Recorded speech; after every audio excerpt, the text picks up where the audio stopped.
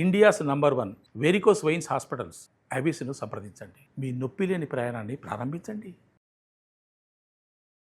వాగర్థావివ సంపృక్తౌ వాగర్థ ప్రతిపత్తయే జగతః పితరౌ వందే పార్వతీ పరమేశ్వరౌ. ఆదిత్యాయ చ సోమాయ మంగళాయ బుధాయ చ గురుశుక్ర శనిభ్యశ్చ రాహవే కేతవే నమః. శృంగేరి జగద్గురు పీఠాధిపతులకి, కంచి పీఠాధిపతులకి నమస్కారములు తెలియచేసుకుంటూ కార్యక్రమాన్ని ప్రారంభిద్దాం. జూలై నెల 16వ తారీఖు నుంచి 31వ తారీఖు వరకు ద్వాదశ రాశుల వారికి సంబంధించినటువంటి శుభ అశుభ ఫలితాలు, ఏ రోజుల్లో మానసికంగా ఆనందంగా ఉంటారు, ఏ రోజుల్లో అసంతృప్తి ఆందోళనతో ఉంటారు, అలాగే ఏ రోజుల్లో ఖర్చులు ఎక్కువగా ఉంటాయి, ఏ రోజుల్లో ఆదాయ మార్గాలు ఎక్కువగా ఉంటాయి, ఉద్యోగ సమస్యలు, ఇలాంటి వివరాల గురించి క్లుప్తంగా తెలియజేసే ప్రయత్నం చేస్తాను. కాబట్టి వీక్షించేటువంటి ప్రేక్షకులకి చిన్న గమనిక, మీరు మీ యొక్క జన్మ నక్షత్రం ఏదైతే ఉంటుందో ఆ నక్షత్రం ప్రకారం ఉన్నటువంటి రాశినే మీరు పరిగణనలోకి తీసుకోవాలి. నామ నక్షత్రం పేరు మీద ఉన్నటువంటి రాశిని తీసుకోకూడదు. జన్మ నక్షత్రం లేని వాళ్ళు నామ నక్షత్రం పేరు మీదనే చూసుకోవాలి. పైగా చాలామంది సన్ జొడాయిక్ సైన్ అంటే ఈ మంత్ నుంచి ఈ మంత్ మధ్యలో పుట్టినటువంటి వాళ్ళు ఒక రాశికి చెందుతారని చెప్పి సూర్యమాన సిద్ధాంతం ప్రకారం ఉంటుంది. అది ఈ చెప్పబోయేటువంటి ఫలితాలకి అది ఏమాత్రం కూడా సరిపోదు. అది విషయాన్ని గమనించుకొని చూసుకోవాలి. కాబట్టి జన్మ నక్షత్రము, జన్మ రాశి లేదా ఈ రెండు లేకపోతే నామ నక్షత్రము, నామరాశి మీద ఉన్నటువంటి వివరాలనే మీరు ఆ రాశి ప్రకారమే చూసుకుంటే మీకు రమారమిగా మీ ఈ చెప్పబడే ఫలితాలు మీకు సరిపోతాయని చెప్పవచ్చు. ఇక కార్యక్రమంలోకి బయలుదేరదాం. జూలై 16వ తారీఖు నుంచి 31వ తారీఖు వరకు ఆఖరిదైనటువంటి మీనరాశిలో జన్మించినటువంటి వారికి ఏ విధంగా ఉండబోతుందో తెలుసుకునే ప్రయత్నం చేద్దాం.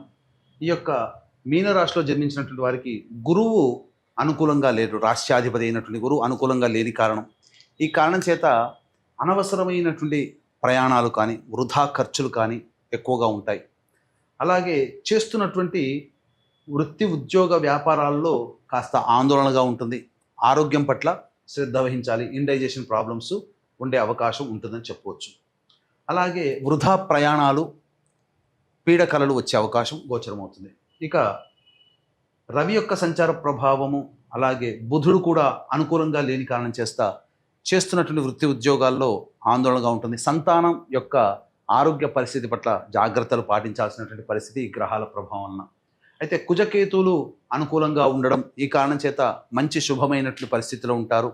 ధైర్యంగా ప్రత్యర్థుల మీద మీదే విజయం అనేటువంటిది ఉంటుంది.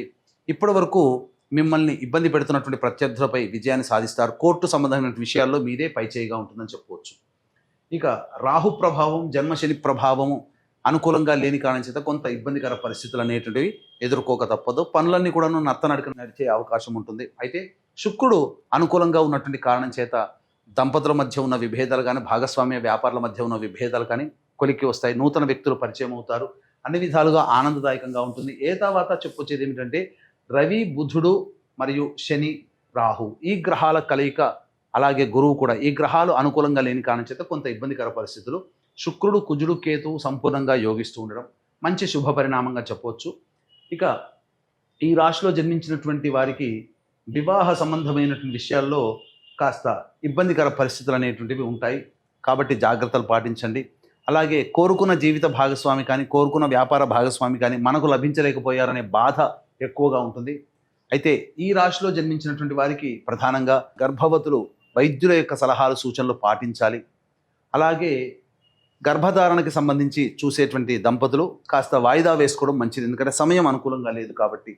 ఇక విద్యార్థులైతే చాలా కష్టపడితే కానీ మంచి ఫలితాలు పొందలేకపోతారు. కోరుకున్నటువంటి యూనివర్సిటీలో కానీ, కాలేజీలో కానీ ప్రవేశం లభించాలి అని అంటే కాస్త దైవానుగ్రహం పొందే ప్రయత్నం చేయండి. సమస్యాత్మకంగానే విద్యార్థులకు ఉందని చెప్పవచ్చు. తర్వాత మిశ్రమమైనటువంటి ఫలితాలు ఈ యొక్క మీనరాశిలో జన్మించినటువంటి వారు పొందుతారు. ఇక ఈ మీనరాశిలో జన్మించినటువంటి మహిళలకి గౌరవ మర్యాదలకి లోటు ఉండదు, కానీ వృధా ప్రయాణాలు, అనవసరమైన బాధ్యతలు, అలాగే ధనపరంగా ఖర్చులు అధికంగా ఉండడం, ఇవన్నీ కూడా మీకు నష్టాన్ని కలగజేస్తున్న గౌరవ మర్యాదల విషయంలో మాత్రం మీకు ఏమాత్రం లోటు ఉండదు కాబట్టి మంచిగానే ఉంటుంది.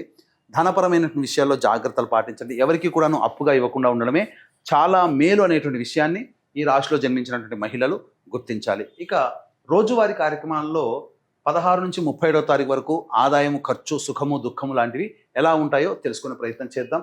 ఇక 16, 17 తారీఖుల్లో పెండింగ్లో ఉన్నటువంటి పనులను పూర్తి చేసుకుంటారు. బాధ్యతల్ని కంప్లీట్ చేసుకున్నామనే సంతోషంతో విందులు, వినోదాల్లో పాల్గొంటారు.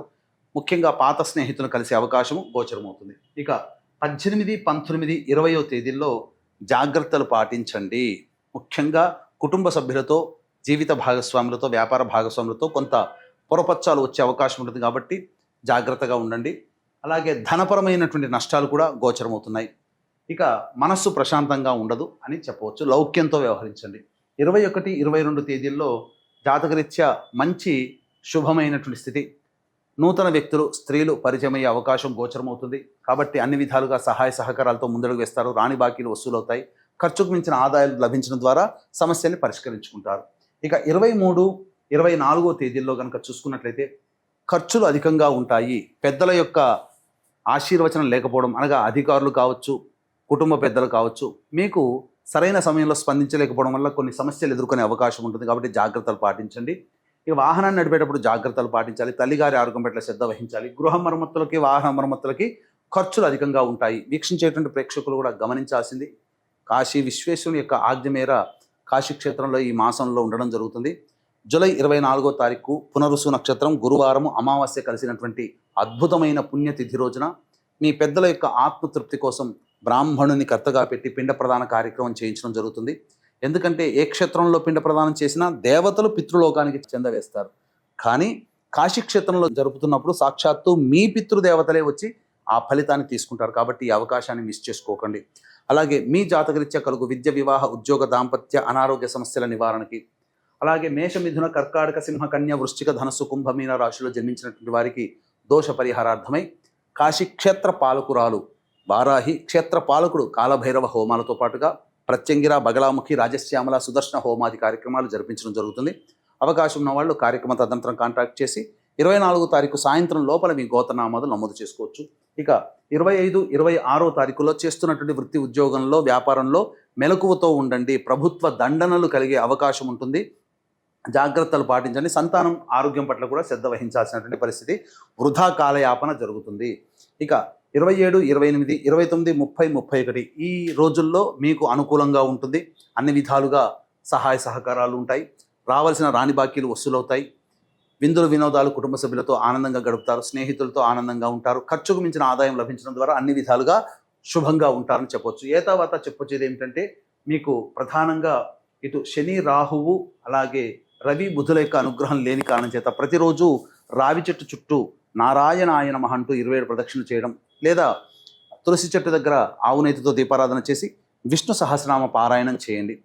అవకాశం దొరికినప్పుడల్లా సమస్యలు చాలా మటుకు తగ్గుముఖం పడతాయి. ఇప్పుడు చెప్పినటువంటి వాటికంటే ఇంకా ఎక్కువగా సమస్యలు ఎదుర్కొంటే దగ్గరలోని మంచి ఉపాసనా పరులైనటువంటి జ్యోతిషుల్ని సంప్రదించి వారి సలహాలు, సూచనలు పాటించండి. పితృదేవతానుగ్రహం కోసం కాశీ క్షేత్రంలో జూలై 24వ తేదీన జరిగే పిండ ప్రదాన కార్యక్రమంలో, అలాగే రాత్రిపూట జరిగే సర్వదోష నివారణ పూజలు, హోమాలు జూలై 24వ తేదీన జరిగేటువంటి కార్యక్రమంలో మీ గోత్రనామాలు నమోదు చేసుకోవచ్చు.